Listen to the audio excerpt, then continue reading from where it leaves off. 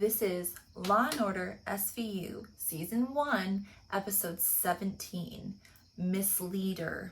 We open up and there's a housekeeper coming in to clean a room in a hotel. Complaining about how messy the room is. She walks into the bedroom portion. Oh, excuse me, miss. Wait a minute. Turns around. Yep, she's not alive. There's a dead body laying in that bed. Benson and Stabler are on the scene. And as far as crime scene investigation goes, hotel rooms suck. They've lifted about a bajillion prints, random DNA all over the place. Ew. The whole room's been tossed. There are 0 valuables in the safe. No jewelry in her purse either. The victim is blonde. She's just in her underwear and bra, and her hands are up over her neck. Her larynx is crushed, so it's death by asphyxiation. The body's in full rigor, so that means time of death was probably 12 to 18 hours ago. So we're looking at somewhere between 4 and 10 p.m. the night before. We're back at the precinct and we get a little bit more detail. There was no forced entry into the room, and if she fought back, it wasn't for long because she really didn't have any defensive wounds. The staging bothers Cragen. There's a lot of personalization, so maybe somebody who knew her or a stranger with a conscience. There's so many DNA and fingerprint samples that it's hard to know where to start. So we're going to rule out the staff at the hotel first. The victim's name is Sylvia Hadley. Her husband is in Baltimore. She and her father-in-law and mother-in-law were up in New York attending the National Conference of Christian Colleges. And her father-in-law is none other than Dr. Ben Hadley. He is outspoken, he is conservative, he is powerful. Munch and Jeffries are at the medical examiner getting the scoop on the body. She confirms that she was killed by manual strangulation sometime between 6:30 and 9 p.m. And here's something new. The rape kit came back positive for semen. Benson and Stabler are back at the hotel talking to the in-laws. Yeah, that night, Sylvia seemed really tired. She's been burning the midnight oil with Brad, the finance guy. Oh, Brad, you say. And they blame her death on New York City. The motive must have been atheistic hedonism. They knew something like that would happen here. We're talking to the hotel manager about cameras and the electronic locks. Here's a printout of all the lock activity, including room service. Yeah, and you want the video too? There's just one problem. It's missing the timestamp. Basically, here are a bunch of random tapes from the weekend, and you're gonna have to put it together like a puzzle. Looking at this lock list, the maid cleans the room at 9:25 a.m. There's lots of room service, but not during the crucial time of the murder. And she got to the room at 4:45 p.m. Was the guy waiting for her there? All right, let's go talk to Brad, the finance dude. Okay, Brad, you had a meeting with Sylvia on Sunday. What'd you do after the meeting, Brad? I came to the office and worked late. By 9 p.m. I was back at the hotel. He wasn't working with anybody, so he doesn't have an alibi, which is interesting, Brad. Munch and Jeffries are talking to the poor husband, Ben Hadley Jr. How was your marriage? Were you guys having any sort of trouble? My wife was not having an affair. Oh, well, I did not ask that, but okay. The son claims, no, this didn't have anything to do with my wife. This is just one of your New York psychos roaming the streets. So you know Brad? Well, turns out he's cleared. The doorman saw him leaving when he said he was leaving. And his room records check out too. Damn. Of the prints in the room, 2 of them belong to staff members, and they're cleared too. Damn. But you know, there is some dude that's been burglarizing hotels around New York lately. There's a robbery task force on it already, but if this is related to theirs, then SVU should get involved. This robber's latest victim's name is Lana Hoffman. Let's go talk to her. Lana Hoffman is tall, she's blonde. She says, yeah, my safe was cleaned out, and here's something gross. The perp jerked off into my underwear.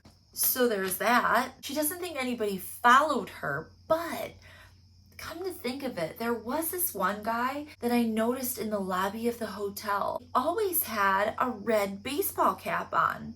One time he was in the elevator with me and he really creeped me out. We need more information about the other robberies. Let's go talk to the robbery task force and get them to share their information with us. And they end up talking to this big oaf of a cop who's all pissed that they want information on his case. Benson and Stabler are like, why didn't you call us? We could have helped you. It's just a standard burglary. I'd like to see how you would have helped. Well, we could have helped by telling you that he was escalating, that each break-in had an elevated sexual nature. We know that he follows his victims for a couple of days first. He gets off on being in plain sight. He likes blondes. And now a girl is dead because your shitty egos got the better of you. So congrats, you sack of shit. As they're leaving, Benson gets a call from Cragen, and this cop is trying to regain a shred of his dignity by berating Stabler. What did Cragen want? Guess what? The victim was pregnant. So now it's a double homicide. Back at the precinct, Cragen walks out of his office and says, "Y'all are gonna want to hear this." Click. Guess who's on the radio? Dr. Hadley, and he is raging righteously about how the crime in New York is so perverse and family values are dying. And now we know we gotta get this guy soon because the media is gonna be all up in our buttholes about this. We jump to the Radisson Hotel, and Munch and Jeffries have eyes on our suspect in the red hat. They watch as he goes into a hotel room, and Benson and Stabler meet Jeffries and Munch up there. And they bust in on this little weenie and they catch him red-handed. They take him in without incident, and as they're walking to the car, here comes that annoying cop on the burglary task force. He is all butthurt because his case takes precedence. He grabs Stabler's shoulder. "Hey, wait a minute," and Stabler whips around and pulls this guy right in. Straight fight reflex. Olivia's like, "Whoa," and cool as a fucking cucumber, he says, "Don't touch me. I don't like to be touched." "Oh, really? Tell me more, Stabler." The red hat is like, "Is that the guy who's going to be interviewing me? Because I'd like my lawyer." John, the thief, is in an interrogation room.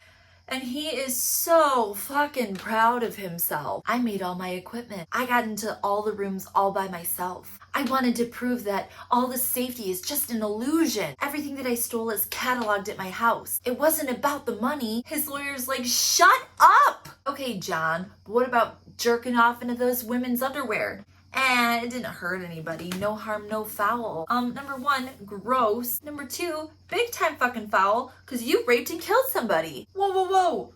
I did not do any of that. His alibi was that during the time of the murder, he was stealing a diamond collar off of some dog left in a hotel room at a different hotel. Guess what? It checks out. This motherfucker's clear for it. Okay, so let's think through this.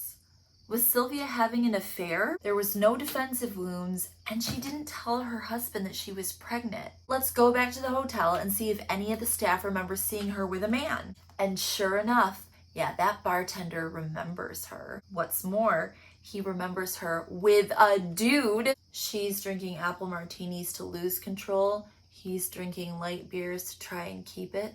They left together, and he charged that shit to his room. Whose room was it? You guessed it. Brad Weber, the finance guy. We bring Brad Weber in. "Hey, Brad, what the fuck?" Says, there was no affair. She hit on me. She put me in a weird position. I usually don't even drink that often. We left, I walked her to her room, and we kissed.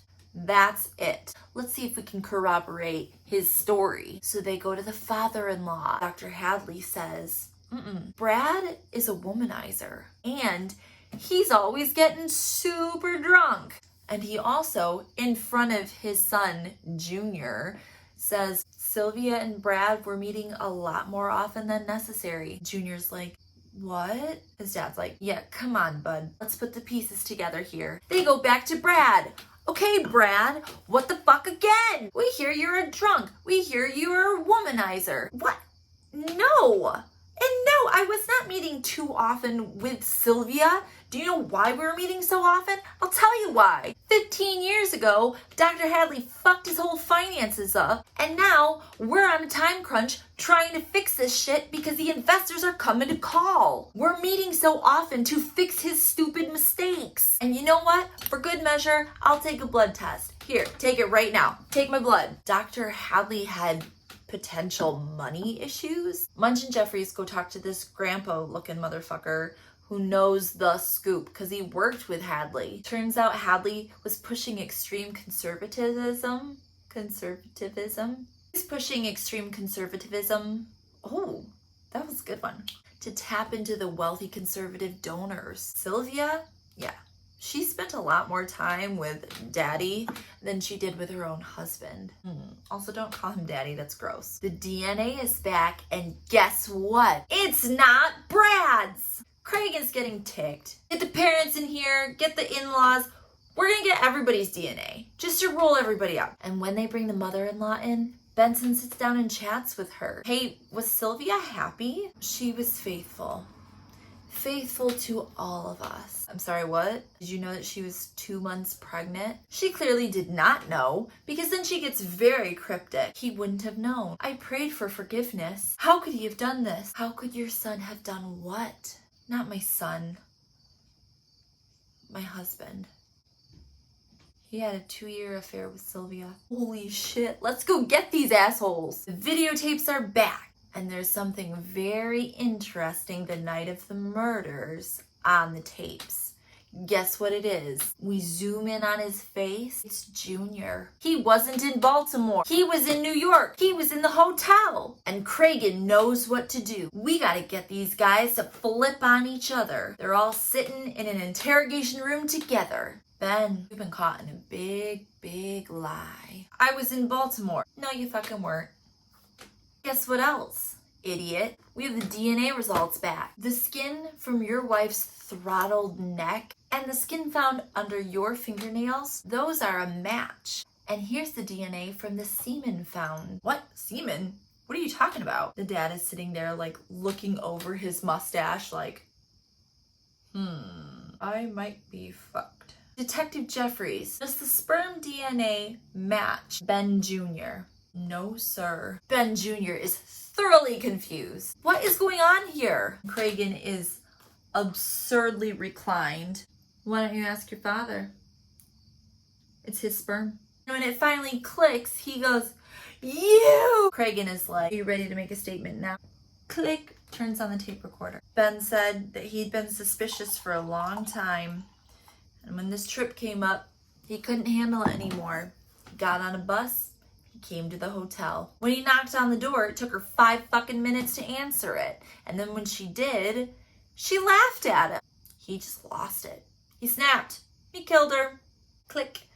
We'll finish this later. Gets up to go. He looks at his smug dad. To think I came to you to fix this. And then Mrs. Hadley comes in to confront her gross ass husband. She just hands his ass to him. And in the process, drops the bomb that, yeah, she was 2 months pregnant. What were you gonna call him? Ben the third? Son? You fucking fathered your own grandchild? And now I'm divorcing you. Green goes black, Dick Wolf, boom. And that was Law & Order SVU, Season 1, Episode 17. Jum jum.